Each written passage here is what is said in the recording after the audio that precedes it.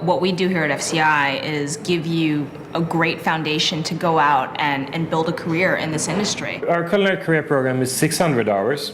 And it covers everything. It starts you at level 1 where it teaches you the basics. A lot of French terminology, it's all kind of thrown at you in the first level, but you pick it up very quickly. I didn't know that I could learn so much in such a short period of time. Say first day you cook some carrots, the second day you're cooking carrots that go into this. And so you're building your skills, and that continues into level 2. They kind of teach you how to perfect those things so that your food is consistent. You learn something new every day in terms of like what foods might go with what, plating ideas. As you move up, you start getting more exposure to various cooking methods. It's so important for us to look at every technique that's being used in restaurants today. In terms of sous vide cooking, it's actually part of our culinary program. Things sort of new in the culinary field, and it gives you some really cool and interesting results. To level 3, it's more of a restaurant environment. You rotate through real stations of a restaurant with garde-manger, poissonnier with fish, saucier with meats and main entrees, and then pastry. On the midterm,